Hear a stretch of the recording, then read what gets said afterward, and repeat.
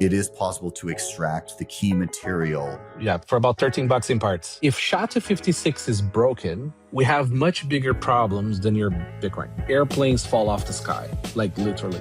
It's always been contentious. The very first day of up return, I think, is much bigger than gold for normies. Can you imagine winning this hard where you have a $2 trillion asset that is uncensorable? It's starting to feel like you're an idiot if you don't have some.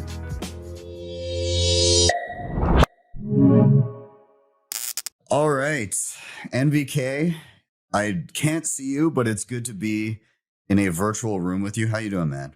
Good, dude. It's been a while.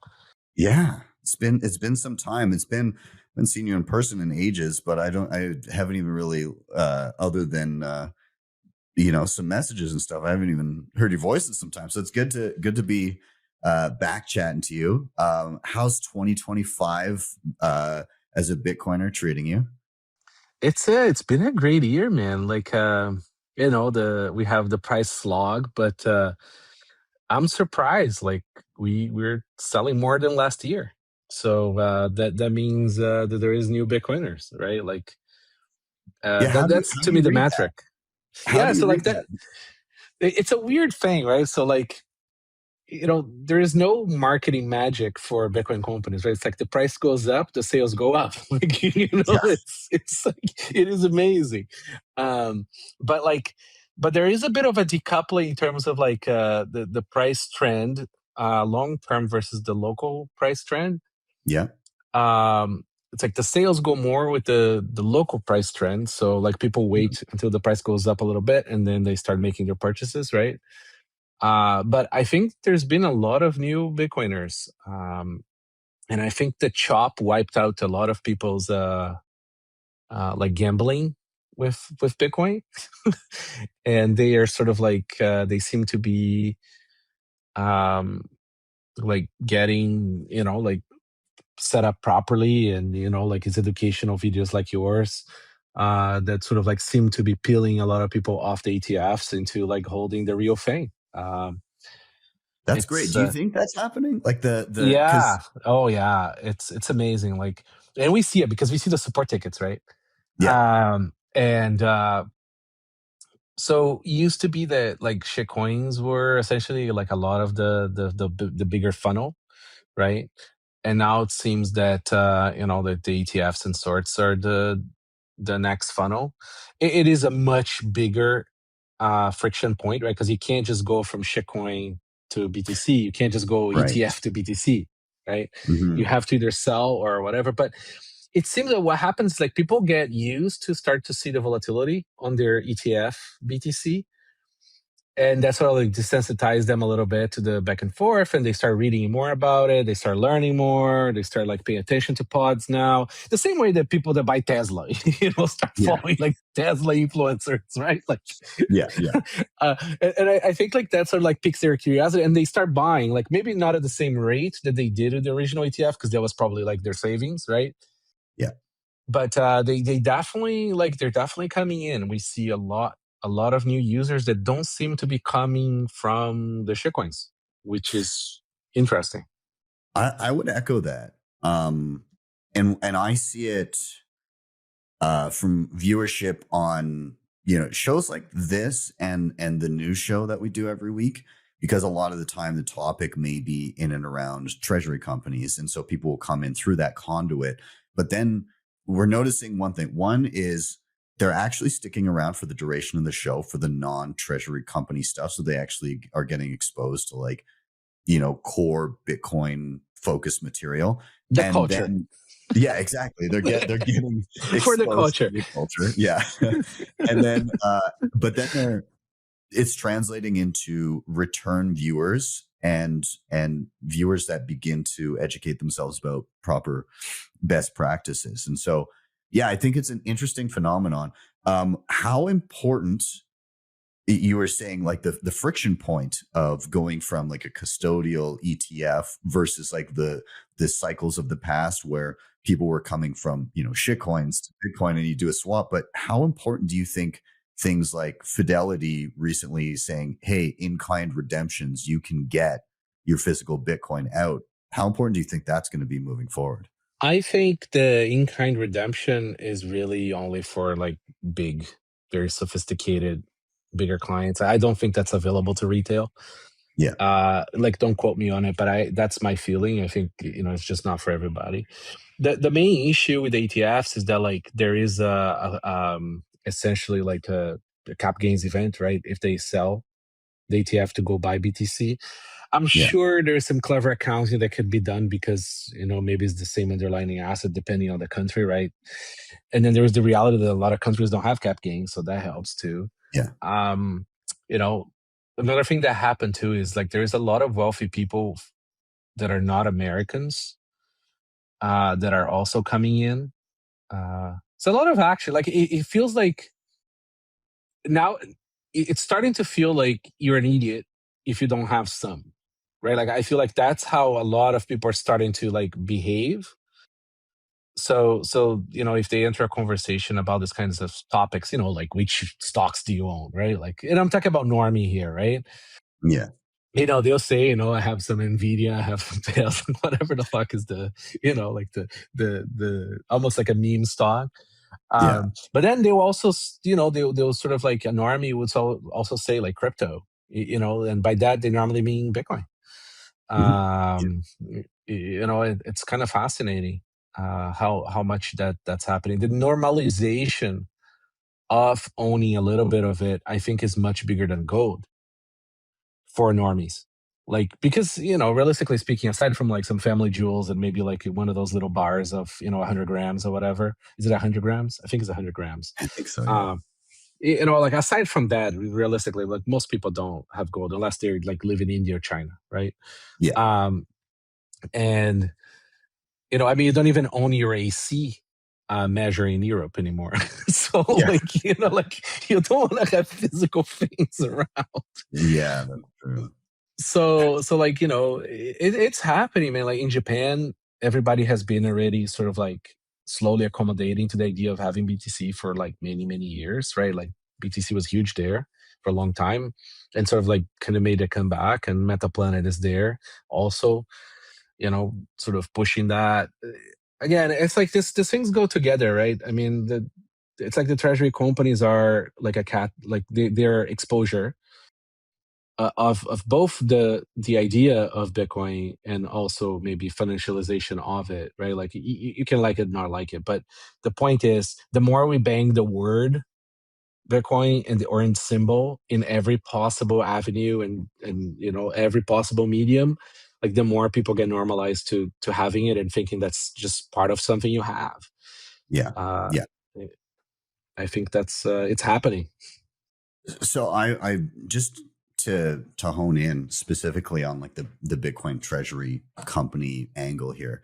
So I mean, it feels like it's been the year of Bitcoin treasury companies again, love it or hate it. That's kind of The been paper Bitcoin summer is the best, yeah, man. exactly. Paper Bitcoin summer and like every a lot of the events people have been like suit coiner events ever, like as opposed to like the enriching culture of Bitcoin that we've previously had.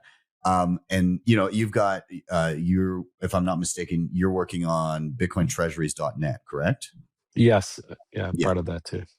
Okay. And so basically this is a website and you can kind of see like all the top 100 Bitcoin public Bitcoin treasury companies. You can get all these different stats on like what the hell's going on. Like, and so what I want to ask you is, what is your read on treasury companies as a whole? Like, how did things get a little hot this year? Like, was the hype not justified? And are there risks in there that you see, or is it just kind of like, buy at your own risk? Like, should people be looking at these things, or is this just kind of more of a curiosity or an indication that the world is waking up to Bitcoin and this was just naturally going to happen? I think it's like fantastic institutional products, right? Like realistically speaking, normie, standard, traditional, big corps out there.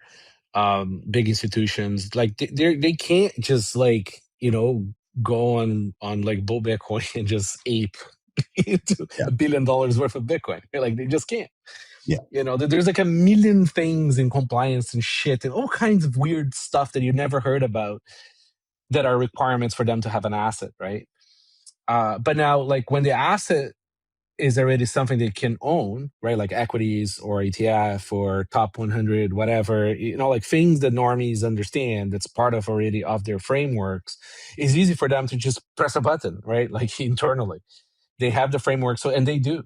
So, all this, there's going to be winners and losers, right? Like I'm sure there is like some that are like running on, like fumes and don't have the assets. Some, most of them do, some of them are overstretched, whatever. Like, I mean, the gamut of quality Yeah. in these entities is going to vary tremendously, right? The long tail is what you're saying. Exactly. Now, but in terms of a category, like it really is a remarkable product. It's a backdoor into financial markets, right? Like we are essentially like, you're gonna have BTC even if you don't want to.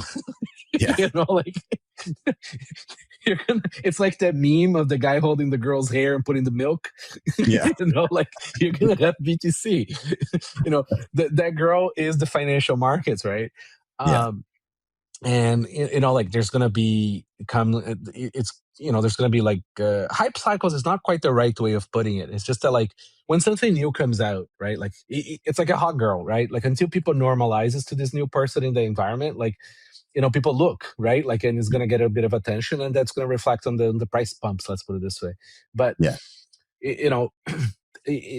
I really think that like they play a role. If some are bad actors, some are good actors, that's a different story. That's like an individual level sort of problem. Do your own research. But in terms of a category, I think it's fantastic. I don't think this is for the average person at all. Like, like if you have the framework to buy the real asset, go buy the real asset. You don't have to, like, the promise of BTC is like you don't have to have a PhD in finance to own it, right? Like you buy it, you hold it a few cycles, like you did well. Like it's not that complicated, right? 100%.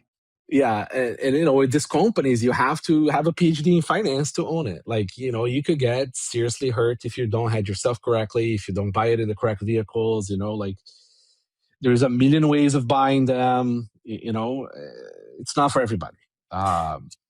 In looking through this and being involved with this website and everything, there's the ones that have been around the block and maybe they've got an underlying profitable business and have structured things in such a way where they're it would take a horrendous turn of events for them to be doing poorly. Like strategy isn't going to go up, right? But without like specifically naming names or anything, have you seen the odd one where you're like, holy crap, that is a can of worms that's about to be unleashed? Like, have you come across something where you're like that? No, I mean, like, so BitcoinTreasuries.net is like pretty much the leader in the data space for that. Like it's a full media company now.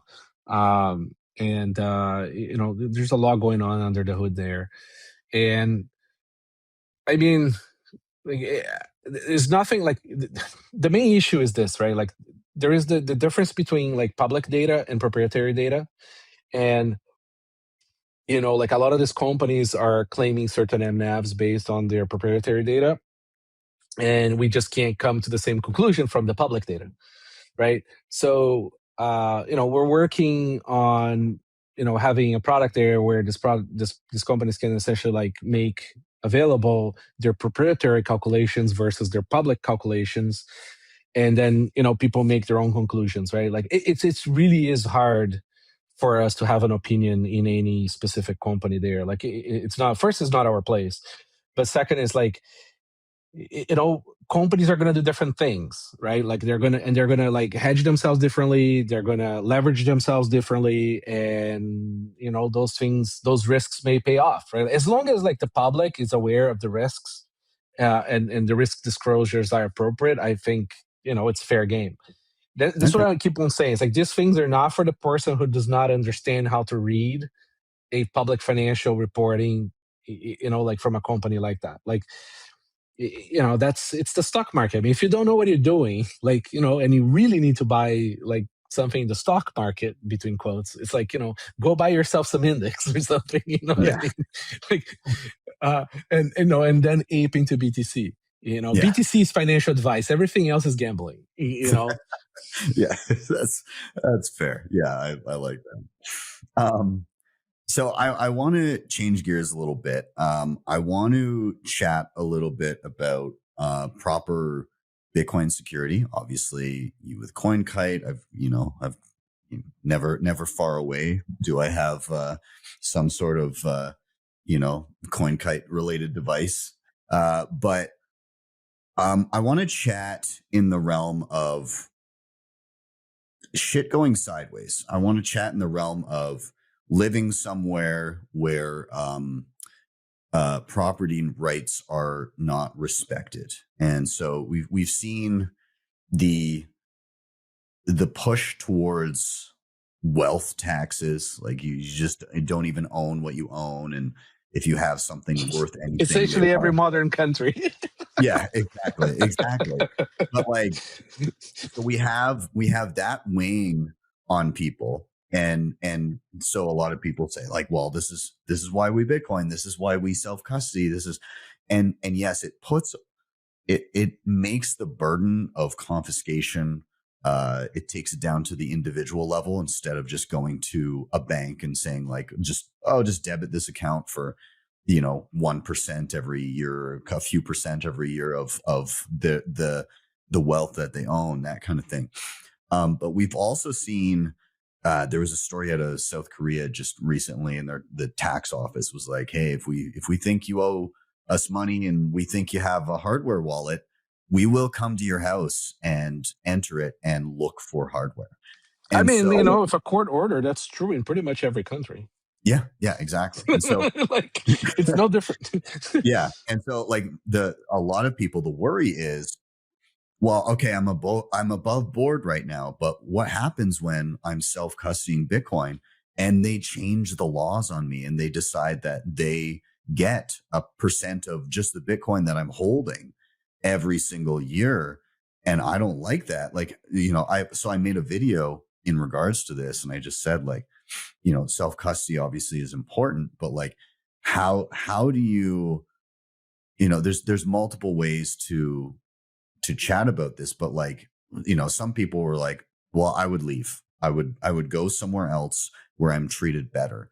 But then you're also tasked with the worry of crossing borders with key material that, is protecting your life savings. And so I'm wondering if you have any insight on just in general, if people decide to move to a different country before some of these, they see the writing on the wall, they say, okay, it's time for me to get out of Dodge. And then they have to relocate and they have to take their Bitcoin with them. How can they do that safely? Okay, I have a lot of opinions, but first let's just put some disclosures here. So first of all, like, people should be lawful and strive to comply with the tax act in their countries, and like do things, like be smart, work with accountants, work with like proper structure in your country, and try to find the best optimized tax solution in your country so you don't have fucking surprises. Yeah. That's number one, right? Mm-hmm. Second thing is like, I don't want to advocate for people to do unlawful things. So, say for example, cross borders with money that they can't or not allowed, things like that. So I think a better framework for this is to talk about like, what happens when you have like, I don't know, like your country's in war now, and there's no longer, like a state with lawful requirements. Now it's like there's just thugs coming to your house, right? That can happen. That happens all the time. I mean, like countries fail all the time. Yeah. So, if we're talking about like, when countries fail and thugs come to your house, and you've decided that you're going to leave, right? There's like fundamentally like a bunch of ways for you to do that, right? you can, is this a situation in which you've already like been to the other place you want to move to? You kind of semi set up there, maybe you have another setup there and you can just, transfer the coins there ahead of time. So you're not crossing the border with anything, right? Because like most countries do have a limit on how much like assets. Like sometimes it's defined as just like in cash $10,000. That's how a lot of countries define it. Some countries have redefined it into assets. It gets tricky. That's why people, for example, for millennia have been using jewelry. Like the dude is like crossing the border with like massive chain. The wife has, like it's essentially draped in gold. Where there is a will, there is a way, right? I mean, there's a lot of places in the world where like maybe your life depends on it. Like, maybe you're fleeing, like you're no longer part of the group in that country that is safe. You have to like leave the country and you have to take your savings with you, and you're just trying to leave because of your own life, but you don't want to leave your stuff behind, right? So, and this has happened, like Syria, all kinds of places, right? And these were places that had reasonably like wealthy middle class. And anyway, so one thing people do is, they'll scope out the new place where they're living in, and they'll just like set up a new setup in the new place, and they'll transfer over so they don't have to carry key material with them. Another thing people do is like, they will put key material in an SD card or, like some storage on the computer and just travel. There is many ways in which they conceal that, right? I mean, like there's all kinds of ways people conceal data. That being from like encrypted drives and, photos and all kinds of stuff. I definitely do not recommend people crossing lawfully crossing borders with hardware wallets, because, a lot of agents do not understand what those things are. They're going to think it's just a calculator, but there might be the odd agent that does, and it might be empty. So, for example, I travel with a lot of them because, we go do dev conferences or whatever, and I just want to, give it away to people, or it's my dev machine or whatever, and there is the risk that one day they're going to be like, sir, what is the shit with you? It has not happened yet. No, I travel quite a lot. It has not happened yet. But it could, right? So you have to be prepared for that. Like, I mean, the reason why we have the brick me pin is because I found myself with a hardware wallet. It didn't have much on it, but it did have some on it. And I was traveling through a country that, could have been an issue. So, just before crossing into customs, like I lawfully in the previous location where it was still okay to, dispose your things, I just I went and deleted the key, right? Because I know I had a backup or whatever. So I deleted the key and crossed the border. But then I was like, okay, guys, to the team, I was like, okay, we need to think this through. Like, I want to be able to just completely brick the device and toss it in the garbage so I don't have to even cross with the device, right? Yeah. The brick me pin was born out of that. So, like a lot of the features we have on cold cards comes from a lot of like many years of either needs that we personally had or friends had or a lot of our customers have. Like, we're talking about almost a decade now of like a lot of game theory in practice.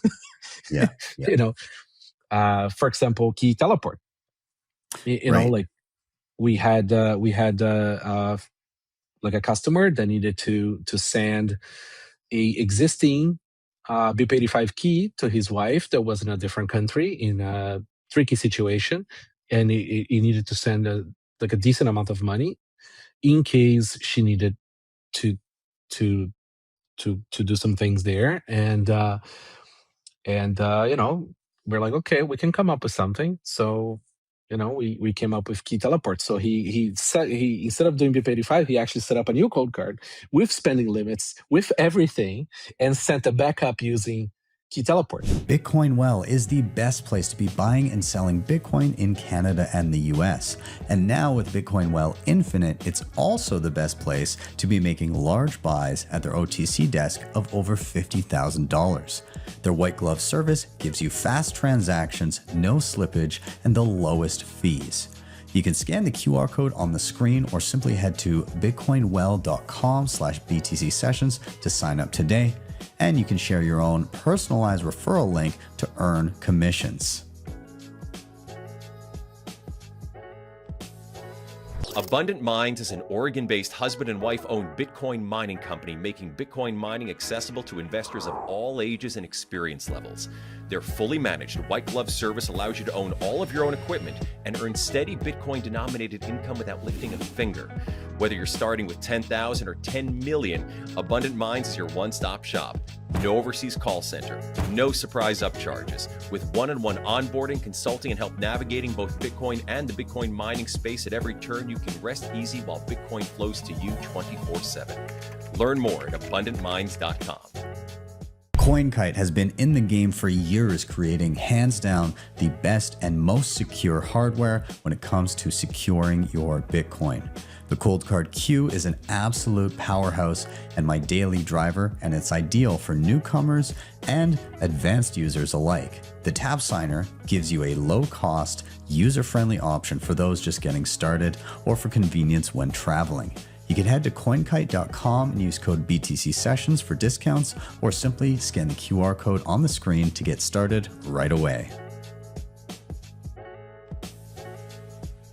When it comes to peer-to-peer trading and lending, instant self-custody, and no KYC, HODL HODL is the place to be. You can sign up with just an email address, and once you're there, you can start browsing offers immediately, whether you're looking to buy and sell, or whether you're looking to lend or borrow. You can check them out today at the links down below. So if those unfamiliar, can you describe functionally what key teleport accomplishes and why it's useful in a situation like this? So when you are trying to send the utmost secrets to somebody remotely, right, you have a problem, right? Because you can't trust a computer with secrets, right? You can't trust your phone with secrets. So how do you encrypt something to send it over? Like it's a serious concern, right? Like you have to Yeah. be, a true proper nerd to set up a disposable laptop that has the correct ways in which you're not going to leak a private key that has a lot of money on it, or some secrets to servers, or sometimes you need to send an SSH key to another dev or whatever it is, right? Yeah, you're not typing in a seed phrase in a DM and shooting it off to your wife. Exactly, right? And you don't want that computer to even see it. So we create a key teleport, which is essentially a little protocol. The two code cards can talk to each other using any medium of communication, right? So you can use SMS, you can use a video call, you can even use just a link where you give to them and you do some back and forths, and then you don't have to trust the medium. You don't have to trust the pipes. And you can send some serious secrets that way. So you can send a seed, you can send just like a message, you can send passwords, stuff like that, but you can literally clone an entire device. Yes. Yeah, which is really cool, because like when you're helping grandma set up, sometimes you're like, you know what? I'm not going to try. I'm just going to okay, you ship the code card to grandma directly, right? Empty. She gets it and you go like, grandma, just go on a video call, do this 2 steps with me, and boom, you gave her a pre-set up code card with maybe it's a BIP85 of yours. You're already backed up for her. You put spending policies on her, and it's like, boom, she can't screw it up, right? And you don't need a third party. You don't need a counterparty. You don't need anybody else. So it's like great privacy. You're not worried about like leaking any information for her. It's a very good setup to get somebody going. That's great. I did end up making a video on key teleport. So if anybody's listening to this and thinking that sounds cool, then it's a great video. Oh, thanks, man. Yeah, it was. When you just initially described it to me, I wasn't quite sure the use case, and then as I used it, I was like, oh. Yeah. I see why this is super important. Okay. Yeah. So definitely worth checking out. A lot of people don't realize like how many things are baked in there, like how many interesting features there are, and like where and why you would use them. But there's just, it's a treasure trove. So the goal is, it's like, life, especially life with like considerable amounts of money, it's a bit of a chess game, right? You have to really think ahead what you're going to do, how you're going to do it, because, like we're talking about a bearer asset here, right? So you have to think about like theft, evil maids, family, like now adversarial family, like inheritance, like it never ends, right? Like you are your own bank. If you are your own bank, you have bank problems, right? Yeah. So what we try to do is we try to create as many features as possible to cover your design space, because everybody's life is different. Like people live in different countries, people travel between different countries, people have different kinds of security concerns, people have different kinds of families, people have different kinds of businesses. It's like, can we create the building blocks so that you can build a setup that works for you? Yeah, exactly. Now, I want to keep going down this route of, we're talking about utilizing technology and hardware and stuff like that for security. And, there's been a couple new things as of late that have come out from, whether it be hardware or whether it be protocol level. And I wanted to get your thoughts on it. Now, I know that some of the stuff we're going to chat about here, it's not from CoinKite. So we'll be as level-headed as possible about it, right, NVK? Yeah, we'll try. Okay, perfect. Okay, so we have and I haven't made a video yet, but I'm going to be covering it because people are always curious, and obviously that's what I do. But I'm going to be, touching on the new Trezor. And there's a couple things. They had like a big event, and they chatted about a couple things that kind of raised my eyebrows, that I was like, that's interesting. I wonder like what that means. So one of them is the secure element. There's two of them. One of the secure elements is their new open source secure element. I think it's Tropic. I can't remember the Tropic name. Square. Tropic Square. Okay, so Tropic Square. So the pitch was like, hey, we were looking at secure elements previously, and they found an exploit on one of them, but because of the NDAs, they couldn't disclose it, and then they were worried. So the earlier Trezors did not have any secure element, which still for sale. You can still buy. It's still fully marketed. Yeah, you can still buy. It's their best selling product is the one without the secure element.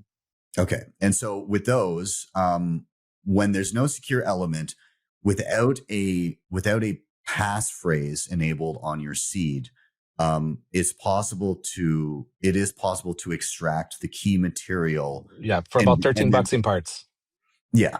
So that was one of the major trade-offs previously. The Safe 3 and the Safe 5 added a secure element, but Safe 7, the new one, is the first one with the open source secure element. So my question for you is, there's two elements on it. One is the open source one that Tropic Square made. The other one is the Optiga. The Optiga, so it has no NDA. I think that's the reason that they're using that one as the second one. It's still closed source, yes. Yes, yeah. Okay, so my question is, one, how do those two secure elements interact with each other? And then second is, I'd just like your thoughts on the idea of an open source secure element conceptually, and then what's being done in practice here. I'm curious your general thoughts. So I haven't like fully like examined their new design, like in terms of like how they're making the secure elements work. I'm happy to see they finally catched up and so they're using secure elements. It's great. The Optiga has been owned already, like it's been broken. It's the same secure element that's on UB. And I don't remember if it was the guys from Donjon, but it was already owned. I don't remember it being demonstrated as to see the extraction from that safe line, but that secure element is known to, not be great. So I guess that's why they had a second one. And the second one is the version 1 secure element. So, will likely be broken sooner than later. And it's not fully open. The analogs on it are closed. And that's probably due to analogs. The analogs are like, like for example, the power section, and in secure elements, these things matter, right? Because like a lot of magic is done. A lot of very hardcore engineering is done not to leak keys from power. So, for example, I think it was the first Trezor, before they fixed something on it, you could take the private key out by just measuring the power, for example. So it's called power differential analysis.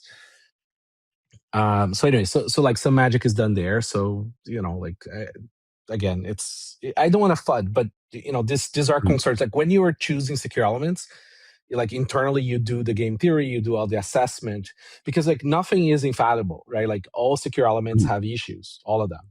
It's just like how far can you take them so that seed extraction doesn't happen, right? Yeah. So anyway, so there is that. The rest of the chip is open, but that chip does not have the Bitcoin curve on it, which is weird. I mean, if I'm a Bitcoin company and I'm developing a secure element, I would put the Bitcoin algorithm in it so you can do the calculation inside of the secure element. So that's not there. What does that mean in practice? How does that differ from? So right now, there is no secure element that can do the Bitcoin curve in them, which is unfortunate. So that means you have to do, and in our case, we want to do all the Bitcoin operations with open source or source available code, right? So that users can inspect that. Now, if you have an open secure element that can do the Bitcoin curve, I mean, like that's a win-win. Now you're doing the super sensitive stuff inside of a secure element, not even on the main MCU during operation, right? So anyways, so it doesn't do that. I mean, like, I hope it develops into something else. Like, I just, at the current state of it, I it's not a good combo, in my opinion. Like, we were offered to buy that secure element a few years ago when they were sort of like starting to deploy it. We examined it because if it was good, we would use it. But it just didn't fit like our preferences. Are you're talking about the Tropic Square one? Yes. Okay. All right. Do you see? So I mean, to me, it kind of sounds like it's early, right? Like as soon as something's open source, then you've got eyeballs on it, which is good. It over time, right? But the eyeballs are on all secure elements. Like that doesn't really, like, in the security industry, like when you have a secure element, like everybody that signs that NDA, including the security researchers, get the schematics, and the schematics always leak too. So like, it's a bit of a straw man that the open people have versus the closed people in that space. Like the people you can find out, it's just you can't talk about it. Exactly. But everybody talks about it and everybody finds out. Yeah. At least the people who have the capacity of breaking things, they're going to get access to it, period. Like, and these chips are so simple that, like, if you just go there with your electric macroscope, like you can see the gates there, you can see everything, you can figure it out. You can reverse engineer everything too. Okay. So it's not like realistic that's a huge concern. So anyway, so that's that on that. Like, it's nice to see. It's hard to know if that because the Optiga has the issues, they added that for that, or if they added the Optiga with it because they don't trust the V1. Interesting. Okay. So, do you think over time, because it's just open, and there's not going to be a barrier to that it could become a useful tool? I mean, like, it's one of those things. It's like it's nice to have, it's nice to see things being open. We all love that. But realistically speaking, I think in practice for this extremely niche industry of secure elements, the gain is very marginal. I think it's a cool thing that, like, if it is a market success, like it could push other makers of secure elements to be more open about things. But I think that's sort of like, it's a nice to have. It's just that, like, I don't see how this changes this industry too much, just because of the nature of it. It's already very few people who can understand and truly participate in that industry anyways. Is there some parallels between this and like the open source mining kind of ethos, where it's like, this is a great in practice idea, and it would be good to see other, like the open source miners and stuff like that. It'd be nice to see the Bitmains of the world jump on this train. It's just, are they going to? Is it going? Yeah. To so like this is the thing that like open hardware is a bit of a bullshit story for marketing. Like realistically speaking, like the people when they make their chip, like you can't just take the recipe and make the chip. It doesn't quite work like that. You have to be like a very big company to get fab space. Mind you, the secure elements are pretty like low on the scale of like advancement in the fab space, but like we're talking about like ASICs for mining. Now you want more advanced ASIC making capabilities, right? So you still need to have fab space. That's why Block can go and get fab space, right? They already make chips, right? Like you can't just like go and make your own. Like it's tricky in that sense. I think it's nice from the perspective of like, hey, like we know for sure that this one doesn't have ASIC boosting them, but like, look, like, but even though ASIC boost was there, it still got found. That's true. Like the advantage is short-lived. Let's put it this way, in being closed. I think as an ethical thing, as a preference in like a liberty or freedom kind of thing is nice, but in terms of like practical business is marginal. Okay. It's just chips are a whole different universe. It's not like your very high level software running on a Raspberry Pi where it's kind of fun to have access to things, but when you dive down, it's still all closed down, made by very closed down factories. There's very few of those in the world. Fair enough. Now I had a second thing I wanted to touch on here, I guess more broadly, but because we're currently on the Trezor line of thinking here, and what they just released. One of the things that they said about the device is that it is quantum ready. And so I know there's been a lot of buzz in and around quantum and the quantum threat to Bitcoin, and like how soon does it break Bitcoin? And so the understanding that I have here is that there's nothing about the device inherently that is like quantum proof as of right now, but that when quantum proofing or changes to Bitcoin happen that are, I guess, quantum ready, that are quantum proof, whatever that means, and we'll get into that in a moment. The firmware upgrades and the verification of the firmware can be verified in a way that is quantum proof or quantum ready, and that the firmware itself and the interface like Trezor Suite or whatever, that stuff will just be upgraded at the time to fit in line with whatever the quantum stuff is. So my question is, how much, in your opinion, how soon is quantum a threat or something to think about or worry about? Should we be thinking about it right now?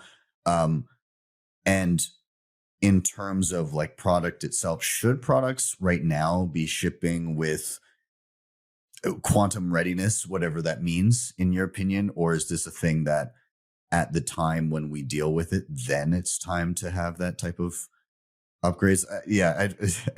I guess let's address first. So think about it this way. Okay, so quantum is the new blockchain, right? It's like the biggest sort of marketing bullshit that like you can come up with now. Because listen, when you're trying to advertise to like very sort of Amazon consumer level of understanding of electronics, right? just saying stuff like quantum or blockchain sort of like helps sell, right? But it's almost an inverse indicator, right? Whenever a vendor is sort of making claims about quantum readiness, quantum proof, and all this stuff, it's like, what else are you bullshitting me about? Are you sure Cold Card Q doesn't stand for Cold Card Quantum? Right. Yeah. Cold quantum. Funny enough, you have to be very cold to do quantum right now. You have to go very sub-zero. The thing is, see, Bitcoin depends on SHA-256. Okay. And and so does the security of most things. And if SHA-256 is broken, we have much bigger problems than your Bitcoin. Okay, like airplanes fall off the sky, like literally, right? Because the radar firmware is all like based on SHA-256, sometimes even older stuff. The airplanes run on a lot of SHA-256 stuff. Like the airports, everything run on that. Your car has chips that have SHA-256 defending it. Like it is remarkable how like it is like the water that comes to your house has probably pumps in a substation that depends on that. The electricity in the substation depends on that. All the medical equipment in your life depends on that. So, and you don't see a massive push to immediately change any of that, right? And a lot of these industries would have information ahead of many other industries to start upgrading things, right? I mean, there is definitely a slow process to upgrade things, and when it's possible, sure, use some new stuff, right? But for many applications, including Bitcoin, there is no good answer yet on what to use next. And the biggest fear is to, without need, upgrade to something that may have backdoors. So you could upgrade to a new algo, right? That we don't know. Maybe there is a backdoor in there. And backdoors are found in encryption algos all the time. Because the spooks, the best way to make things, like de-anonymized or accessible to the spooks is by having a backdoor in the crypto algorithm itself, right? So then they don't even need access to the things. So that is why in Bitcoin in general there is a lot of thoughts and sort of like study groups and things happening to try to find the next algo, right, that's going to be used. And I don't think anybody's in an immediate rush because we're so far away from anything that could possibly break SHA that you'll be one of those things that will be slow, and eventually maybe we get there. Maybe we don't even get there in any time frame that is realistic, right? And when we get there, we're going to have to change everything. We're going to have to change your seeds. We're going to have to change your private keys, everything. Like it's not going to be the firmware of the hardware wallet that's going to be the problem. Looking for a simple and secure way to manage your Bitcoin on mobile? AQUA Wallet has you covered. It's user-friendly and puts you in full control of your Bitcoin with secure self-custody. AQUA also supports Lightning and Liquid Network, making fast, cheap Bitcoin payments and asset transfers easier than ever. Plus, it even supports stablecoins, giving you ultimate flexibility. Built on open source code, AQUA is transparent, trustworthy, and perfect for beginner and pros alike. Ready to upgrade your Bitcoin experience? Click the link in the show notes or scan the QR code on the screen now to download AQUA Wallet today. Securing your Bitcoin doesn't have to be complicated or invasive. With Nunchuck's Honey Badger plan, you get state-of-the-art multisig with built-in inheritance planning and no KYC required. Nunchuck is trusted by users to secure billions of dollars in Bitcoin. The Honey Badger plan offers 204 assisted multisig, guiding you step-by-step on mobile or desktop. It works seamlessly with hardware wallets like TapSigner, Coldcard, Jade, and plenty of others, so you're always in control. Plus, with non-KYC inheritance planning, you can ensure your Bitcoin goes to your loved ones. No private info needed. Take control of your Bitcoin today. Click the link in the show notes or scan the QR code on the screen to check out the Honey Badger plan. I was chatting with, I can't remember who I was chatting with. I think it was at a BitDevs recently, but they were talking about quantum. And if I'm not mistaken, HRF released, the Human Rights Foundation released something about the quantum. Yeah, they had an article called "The Quantum Threat of Bitcoin," and in it, they said there's a summit recently in regards to like how much of a threat this was, and a lot of people think that it's going to become an issue. It's a pretty wide range, but between like 5 to 20 years.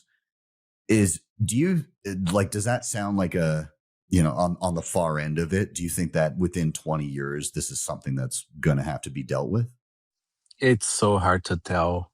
Like, you could have a breakthrough that happens and we might have something that looks like we could do something in the next 20 years. But realistically speaking, I think it would take a lot longer. Yeah.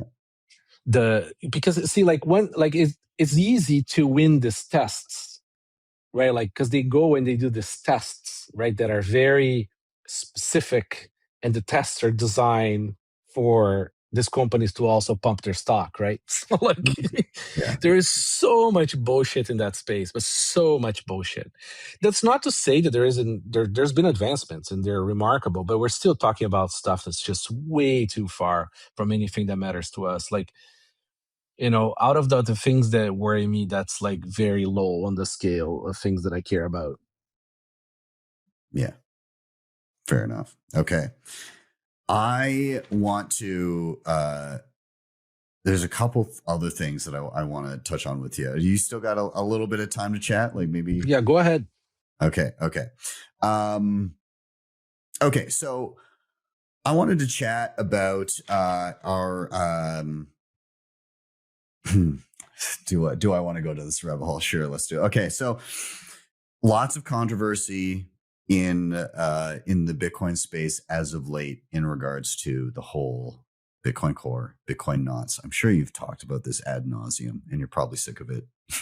No, it's fine. I have a very quick answer for that. Okay. We're gonna move fast.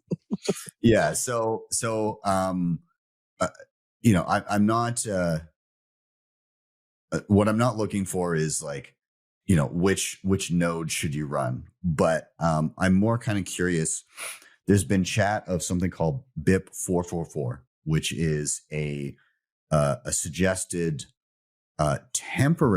seemingly temporary soft fork. So basically, taking all the controversy is in and around a default cap being lifted in the op return field. So it just opens up some extra space for people to be able to put arbitrary data in Bitcoin Core. People that don't like that idea, very upset about it. That would be especially people running in the knots camp. And so there's been a proposal for something that would be a temporary soft fork is maybe the way to, but it's basically a soft fork that would recap that data limit for a year.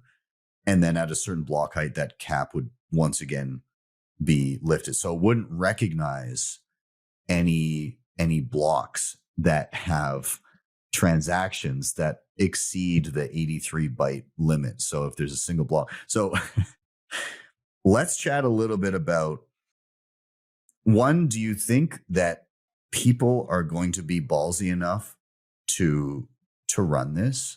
And if they do, what happens? So it's two things that matter for Bitcoin. Like, regardless of which camp you're in, is that like there is not enough hash rate behind this, and there's not enough economic actors behind this.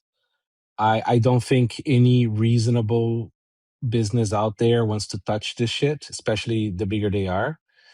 So like it's such a monumental waste of time and resources to like, drag people back into this shit. Like, I think you share my view where we don't like a lot of crap in Bitcoin op return.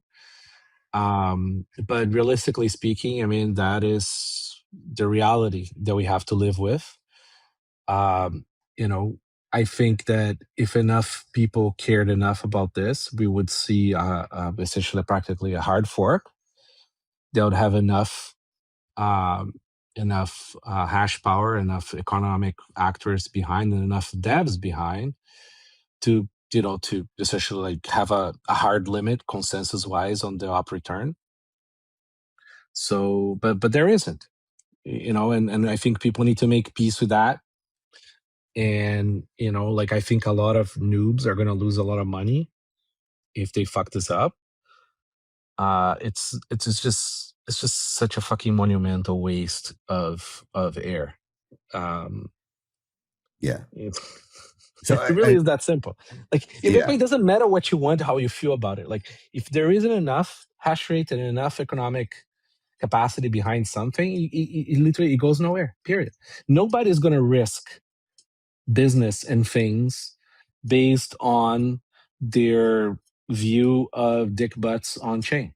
Like, I think we are here now because of that. Because if there was enough appetite to do something a little bit more serious about it, we would have seen before.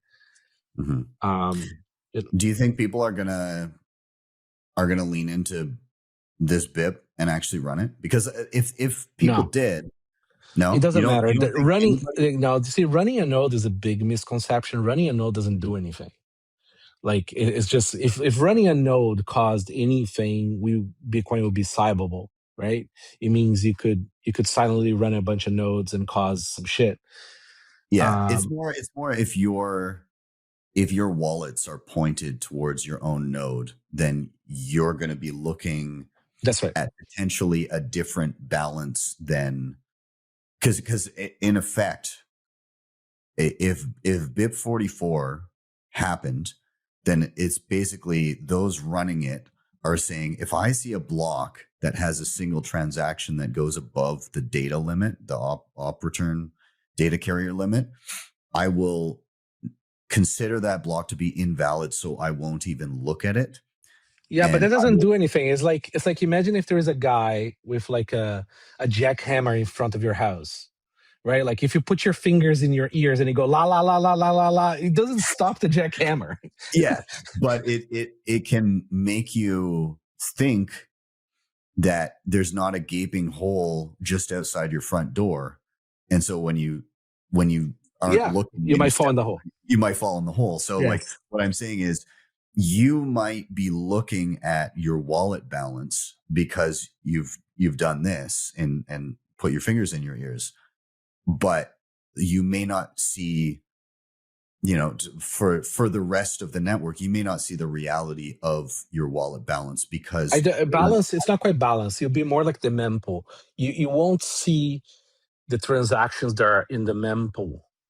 But that's BIP 444 is for it to no longer, for those nodes to no longer recognize blocks that have op return data above. Did they go that far? That's what I think I was looking early when they were discussing this BIP. I haven't looked recently. Yeah, I'm pretty sure that's what it is. And so Jesus, that's it's going to cause a hard fork. Well, yeah, it would be a chain split, right? It would be a chain split. Yeah, so there would be, if there was a block that did have, all transactions below. Yeah, so like just 100% hard fork. And the other problem is if they don't add a replay protection, exchanges are not going to list it. So this fork is not going to get listed anywhere. Exchanges are not going to touch it. Yeah, well, and exchanges last time, there was fork fatigue already, like, right? It was. Yeah, but they only listed things that, like, the requirement the exchanges had was like, hey, do you have replay protection? If you have replay protection, no problem. We will list your shit fork. Fair. That was like their requirement, because then it's another coin. What the fuck they give a shit? They're gonna just make money on that being traded. Yeah, well, I suppose so. Yeah, it depends on, because I feel like they kind of there was like Bitcoin Cash and then Bitcoin SV and then there's like Bitcoin Gold, ABC and XT and Gold and Diamond and whatever the fuck. Then they were. I feel like they threw their hands in there. They're like, okay, if you have a Bitcoin sitting on an exchange, they were like, we're not sure to be up these airdrops to everybody after a while. Yeah, the problem is this, like, and I think this is where, like, the between quotes the plebe thing sort of like really went like completely rogue and sort of completely misguided, is that, like, like, nodes are not votes. Nodes are not what people think it is. Like, just running a node doesn't do anything. So like, like, just because, even if it's a lot of people, even if say like 100,000 people from Twitter want to run this, like, it doesn't do anything, because is Coinbase going to run this being people who probably like transport 5-10% of all the transactions, right, like, per month, right? Like, is Kraken, are the miners going to join this? Like, are all the nodes that are the SPV nodes for Electrum and for everything else that are on the trusted, like, do you know what I mean? Like, if you don't have large, high velocity, like, nodes in the network participating in this, like, you go nowhere, you're irrelevant, right? Yeah. It's that's what protects you as well. Yeah. Right. Like, because Would you imagine if the say that- NSA could run 100 nodes doing something you don't want. Yeah. Would you say that things have meaningfully shifted? Like, if we go back a few cycles and it's pre-2017, and there's contentious issues, then it was like the economic activity was just your average user. For a lot of cases, there was obviously businesses and stuff like that involved, but like the average user was having a lot more pull on consensus level stuff. The average user never had a lot of pull. That's the big lie. Yeah, well, I mean, like, I mean, like, in general, not that you're lying, sorry, like, I mean, like, just the big sort of the narrative of yeah. Because like people think like it's like protesting or something. Like, you go on the street and you shout loud. Just because the protest is big doesn't mean anything. Yeah. It's how much of the network is saying, with their economic transactions and with their nodes, how much of the network is saying, okay, this is Bitcoin, versus like if something forks off. Not to mention the thing that I worry, and I guess it wouldn't even really, like, okay, let's say somebody was running knots. They weren't happy with the state of, the decisions that Core was making. They were running knots. They were pointing their wallet towards a knots node.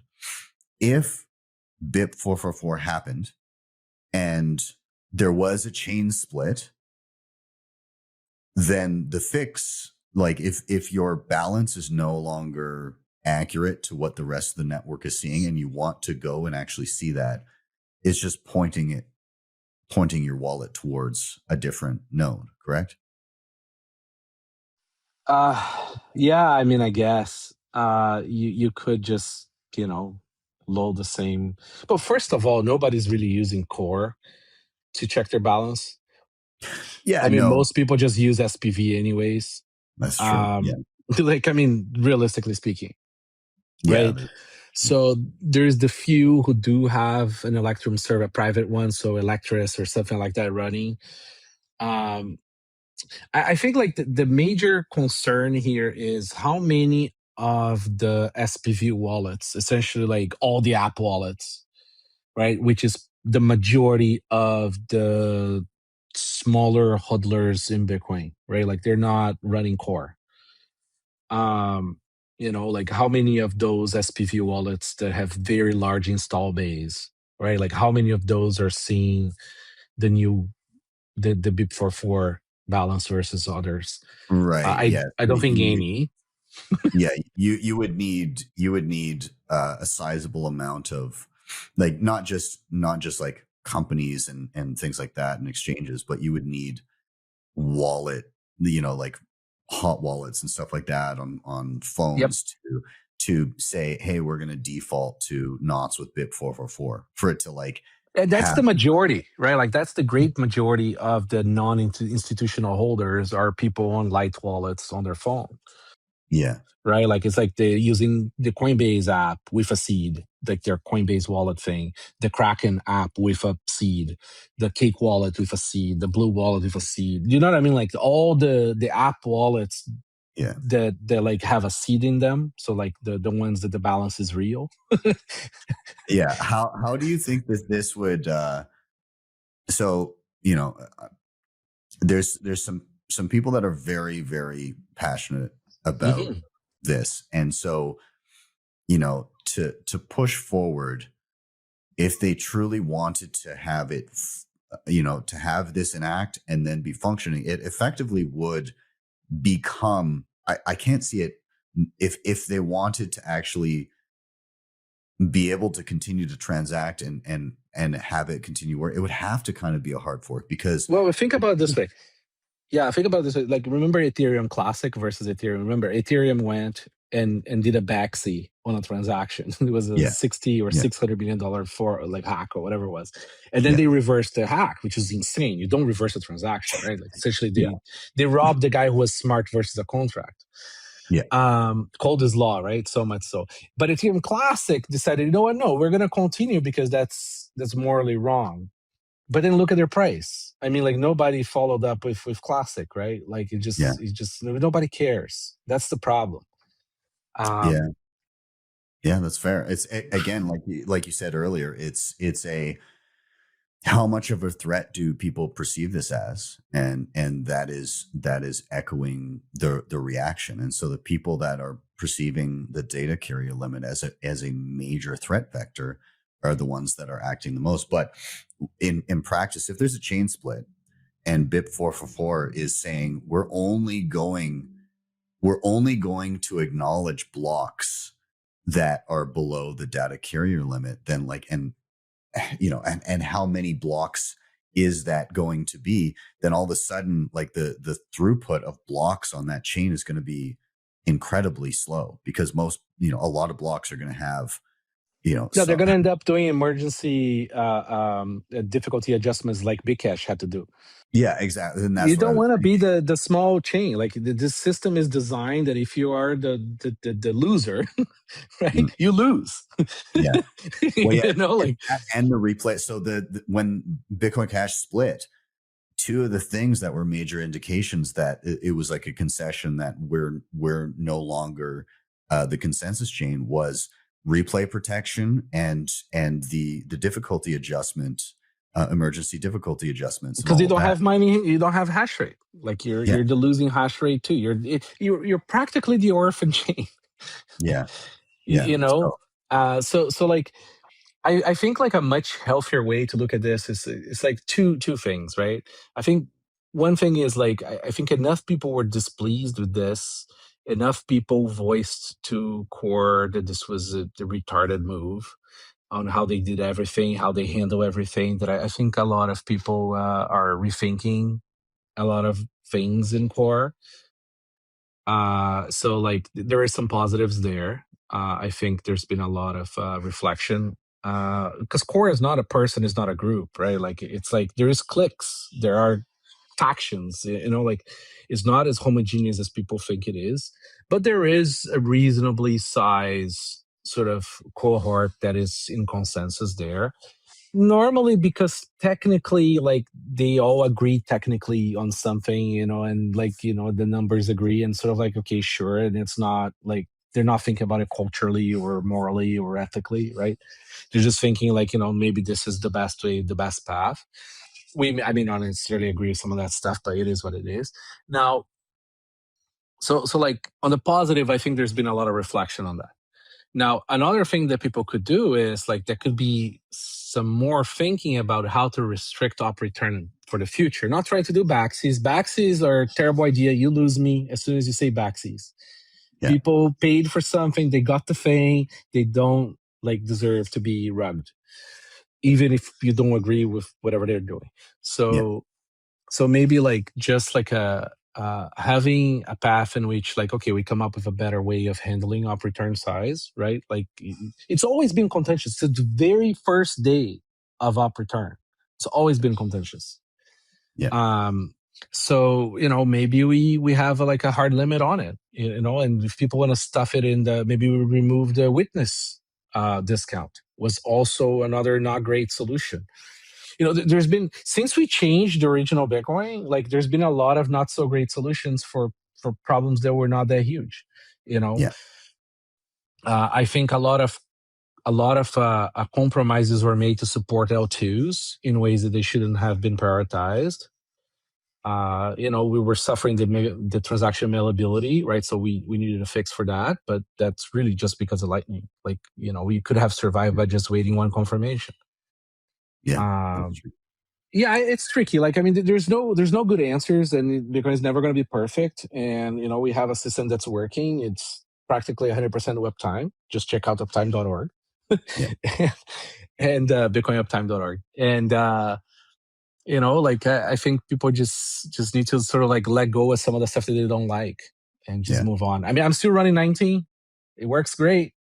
Yeah, you don't have to upgrade. My hope is that BIP 444. I hope that it doesn't go forward and result in a chain split. And the reason I say that is, as you alluded to, people running knots was an effective way of more or less voicing dissatisfaction with the choice in and around op return. And because of that, you see the amount of core nodes versus knots nodes has changed quite a bit. Core used to be high 90 percentile. People got tired of spending money on Amazon too. Yeah, that too, yes. but like now we see like kind of like an 80-20, and who knows like exactly what's going on. But the end result, I think, is you have a different implementation that has a meaningful piece of the pie, which means that moving forward, when you have a contentious consensus level change, you don't just have a one implementation that is pretty much the entire pie. You now have to get multiple implementations to buy into that. And if there's a chain split and it becomes its own chain, that opportunity there is also gone, and we go back to there's one implementation.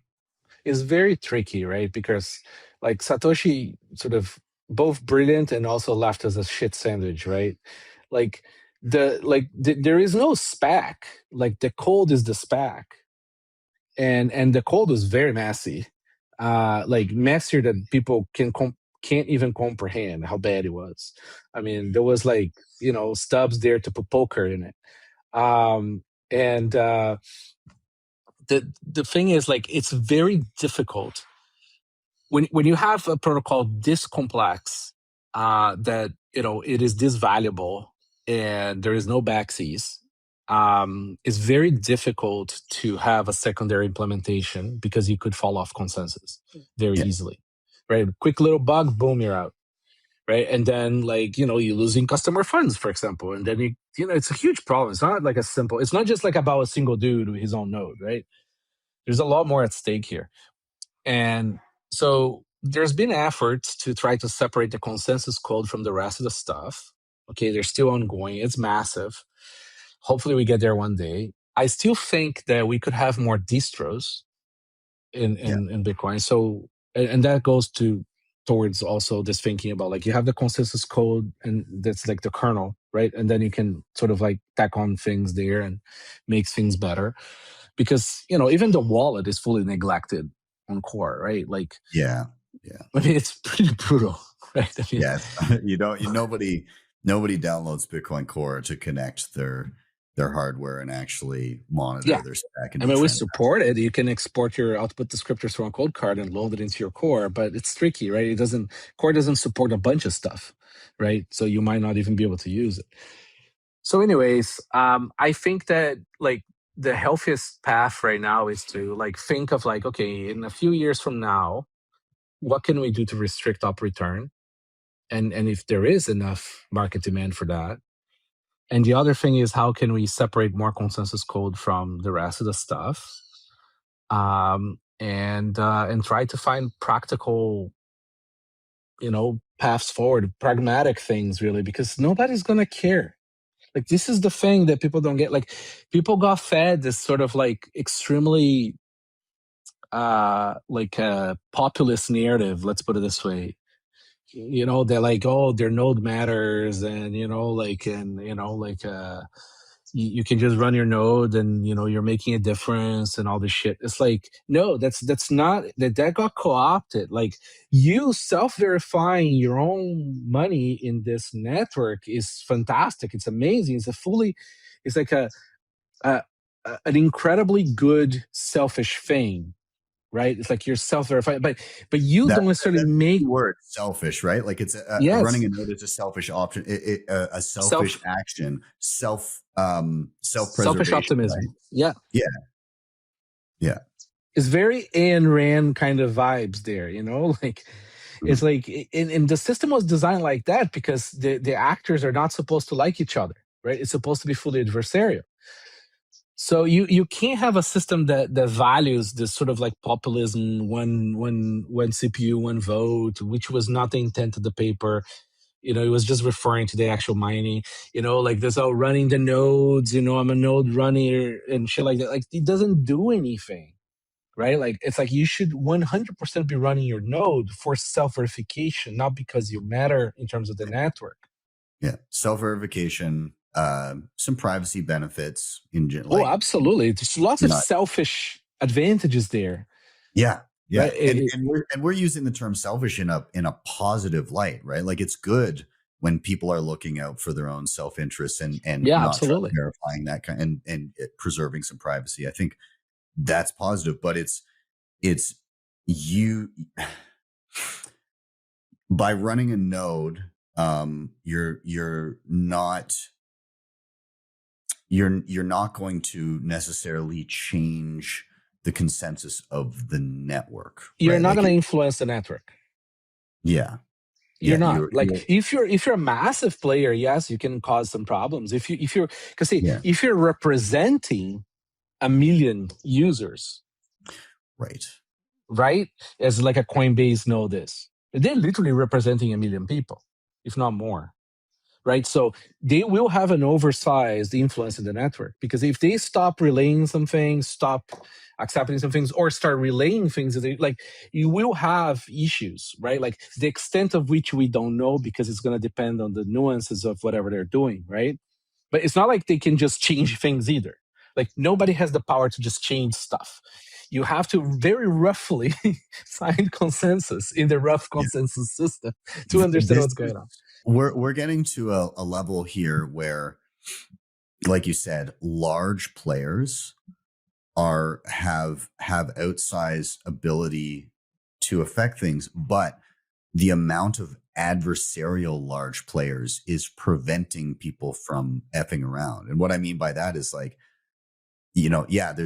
for instance, there's a lot of hash power in the US, and you don't want to see too much. But at the same time, there's a lot of hash power in China. And, the good thing about seeing like hash power and nodes and consensus and all that across different countries is that those different countries are adversarial. And so if one country, being kind of the largest player that you could be, were to say, oh, you have to run this fork of Bitcoin, then they have to convince not just like the users, but like the world to come along. That's kind of where. Do you want a good example of mempool policy that is disagreed and does have also adversarial actors? It's very like a great one is OFAC compliance. Okay, so the OFAC compliant mempools don't see those transactions. They ignore those transactions in the OFAC list, right? And the other players do see it and mine it. So even though you're filtering for OFAC compliance in America as a large miner, right? Those transactions still get mined in the rest of the world.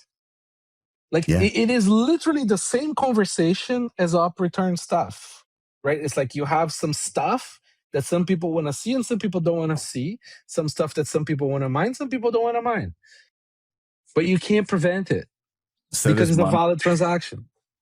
Does mempool policy, like whether it be OFAC or whether it be op return, does that just become a virtue signal? Yeah, I mean, in a way, it kind of is, right? Like, I mean, this is what I keep on saying. It's like, if you want to make op return, like, actually compliant to your preference of size, you have to have a hard limit on consensus. Yeah. And not change it later. Yeah. And I mean, it's like, no, just make it, boom. It's like let's all agree it's 32 bytes or something like that, which is enough for like a, say, a private key size data, right? And boom, that's it. Okay, fine. We all agree. Great. And then moving forward, that's all that there is, right? And that's a fairly easy change. Now, the dick butts people are going to get creative, and they're going to start stuffing the data elsewhere, like they could before, right? They could stuff it in the, in a bare P2SH. It just costs more money, right? Because there's no witness discount in the transaction data. But they could put it on the witness of Taproot. That's why people say, well, you can't just put a limit on op return, because if you do that, people are just going to put it on the tap leaf, which is worse. But that's kind of stupid conversation too, because they're going to just do both. Yeah. So then, like, do we limit tap leaf design space? I'd say sure. I mean, I don't have a problem with that, but a lot of people do. So, like, can you find some consensus on something? I don't think you can anymore. I think that boat has sailed. And the market has spoken. I mean, it's cheap to transact. Look at how the fees are right now. What are the fees right now? Like, very little. I saw a few the other day that were zero bytes. Like, I mean, sub one. The most successful L2 that Bitcoin has is like Bitcoin-backed equities, right? So ETFs and Bitcoin treasury companies are an L2. Like, you have an entity that's holding real Bitcoin in theory, and they're allowing you to like exchange shares of that and transfer the shares of that as like an L2, right? And it costs zero on chain, right? And then you have also like for example, state chains, right? Like kind of like the Lightspark or Spark is doing, right? Where it costs less to do some of that, like. And people are going to keep on trying to find ways of doing this stuff. But the reality is we have a $2 trillion asset that has cheap transaction fees. Yeah. It's going to have spikes, but it's always going to be cheap. Mm-hmm. I think.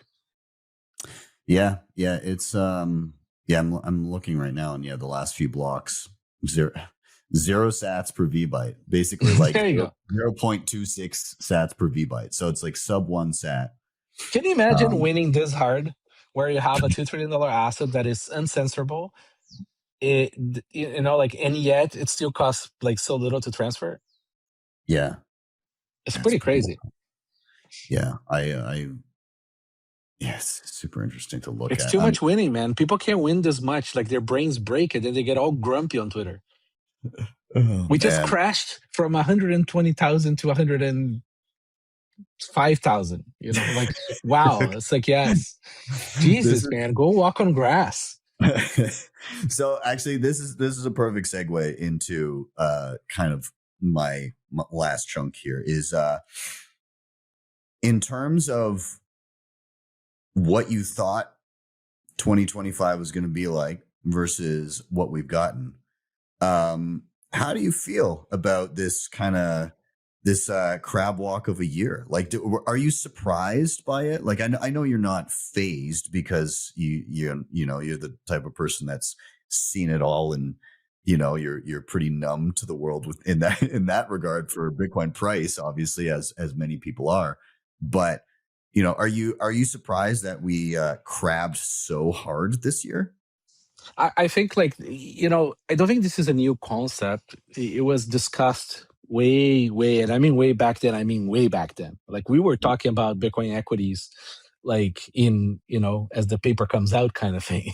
Like, it's just like the bigger the pile, the less volatility is going to have, right? Because you get inertia, right? You have people playing both sides, right? Like, you have people making money on the volatility, right?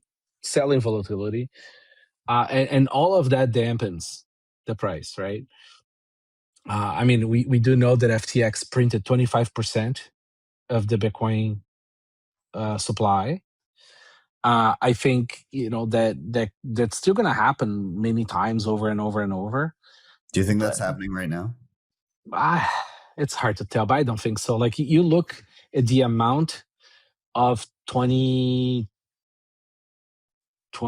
coins that have been sold, like how much of that is just rotating. For a while, we were seeing OGs rotating into equities, part of some very large fortunes, which makes sense. It's impossible to tell. I think, like, you can't look at the space like that. You lose your mind. You have to just sort of, it is what it is. The price is what it is. And you sort of, if you have a very sort of a savings type mentality, you're going to succeed. If you have a gambler mentality, maybe win. Yeah.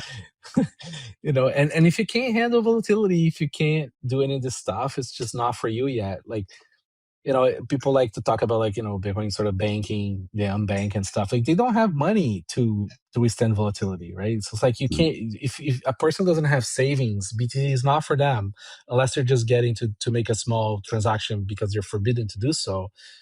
Yeah. They can't hold. Instead. Yeah, I mean, it's just the reality of it is. It's there's not enough sats for everybody, and the volatility is going to be what's going to be. Yeah. Do you think that part of this kind of mute, obviously, like, as Bitcoin grows in size, you're right, like there's muted volatility. It takes a lot more to kind of grow it.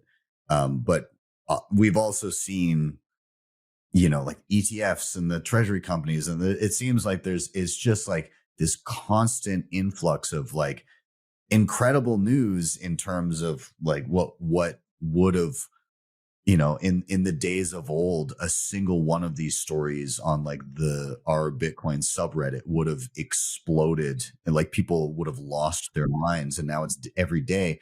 Are you, what I guess my ask is, do you think that this is just, it's like some OGs, rightfully so, in starting to enjoy their life, and maybe some people, like 2020 people, being like, yeah, I made some bang for my buck, so maybe a little bit of the culture there was lost, and it's just like, I just want to, have a bit of a, I'll take my payout. I don't quite understand that the dollars aren't as good. And do you think that this is like a reallocation of those people? And then we kind of see previously, like, gold got the ETF, and then over the next decade, it was pretty wild, the ride it went on. Do you think that we're kind of seeing that there's this thesis of Bitcoin's IPO moment, where now that it's so readily accessible, now that we're above this kind of, like, mental level of 100K, a number of older players are saying, this is my time to now enjoy the risk that I previously took and make my life meaningfully better. But once we get through that crop of people, then we kind of, maybe not as violently, but we kind of resume that, like, steady march into higher echelons. I mean, I think that the main issue is that, like, price comes from the margin, right? And like, the pile keeps on getting bigger, like the total value. So, like, the amount of money you need to move the market is, like, gigantic, right? So even when OGs dump, like, 2,000-3,000 coins, it gets absorbed like that, right? The price barely moves. So the demand is there. I think that the smart money, especially the professional smart money, they don't want a rally, so they're going to just keep on absorbing, with strategy, right? Like, they have like, when you call your professional desk and you say, hey, I want to allocate this ginormous pile of cash to this asset, they're not going to just go and buy it.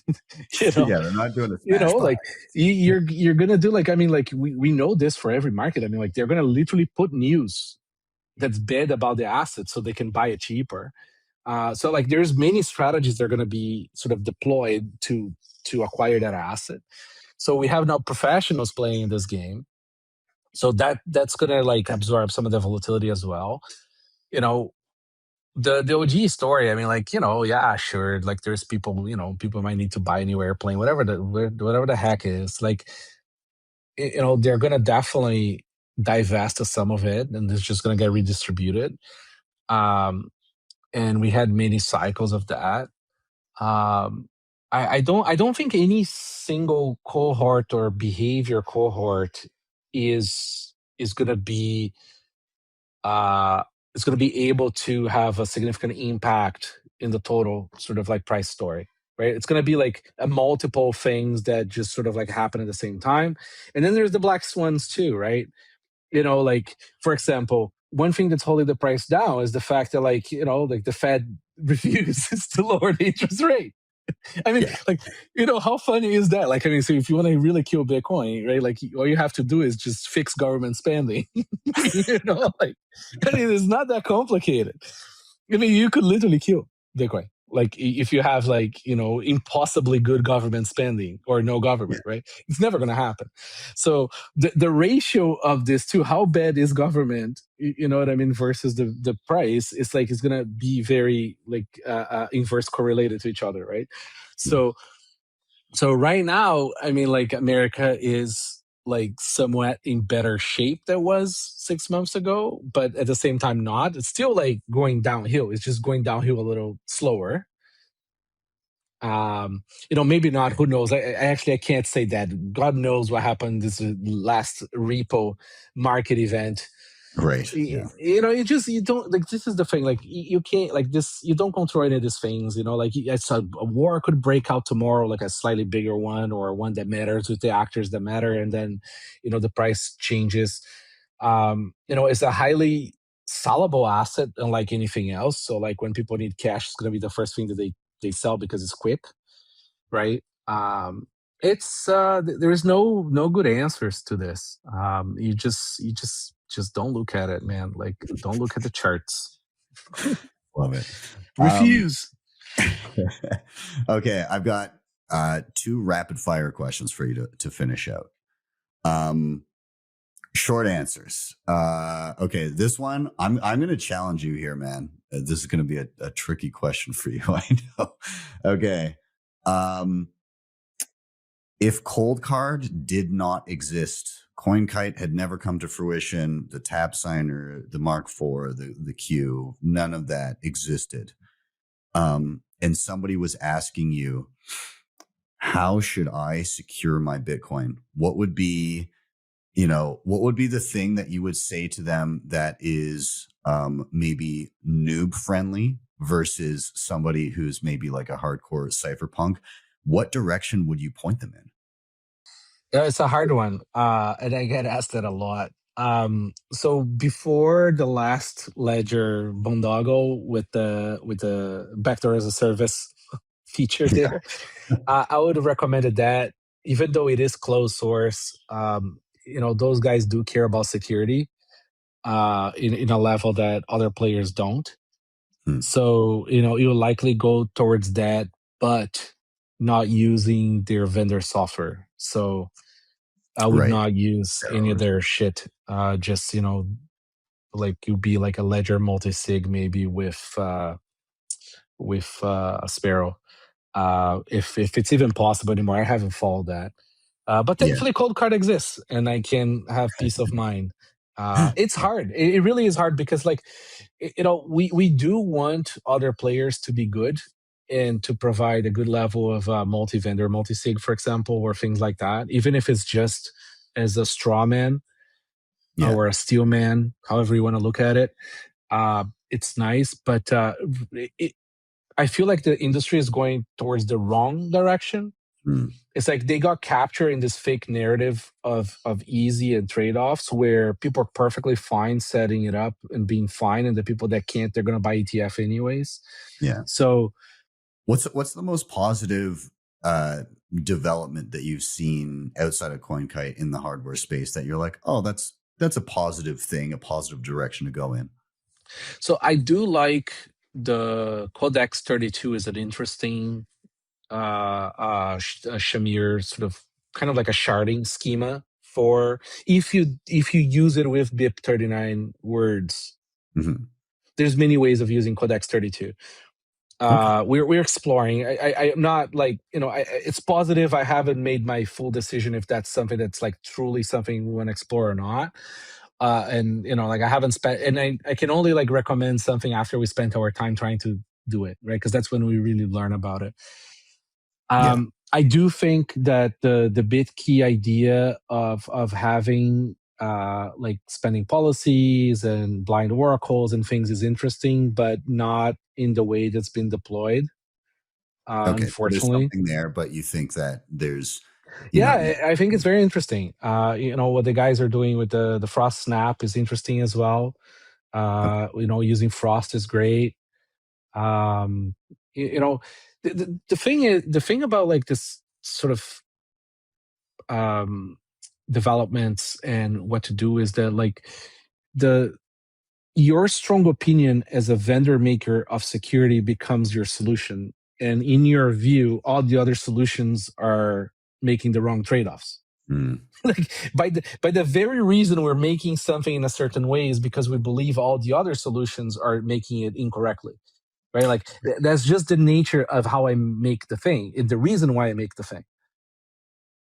We're not competing on callers. Yeah. Do you know what I mean? Yeah, fair enough. Okay, and last little thing, and I guess it's kind of two-pronged, but what is, in your opinion, the current biggest threat to Bitcoin, and what is the most overblown threat to Bitcoin? I don't think there is a reasonable threat to Bitcoin at this moment. Like there really isn't. It's all working according to plan. Really, like, sure, an asteroid can hit Earth. Like anything right now that can destroy Bitcoin would probably destroy people's lives in a much bigger way, that the Bitcoin would not be a problem. They would have to still use bullets. So like, I think essentially like we are at a point now with Bitcoin where the concern really is, things that would destroy people's lives in much worse ways than they would destroy their Bitcoin. Yeah. So like that's just the reason why I don't worry about it. Yeah, it's a threat to Bitcoiners, not Bitcoin. Exactly. Yeah. Okay. So yeah, somebody kicking in your door. It's not the code stopping working. And what would you say is the most overblown threat? It's not easy enough to use. It's a terrible narrative. Pushes people to not have agency and not understand what they're using. Why? Like, it's not that how people can learn how to drive.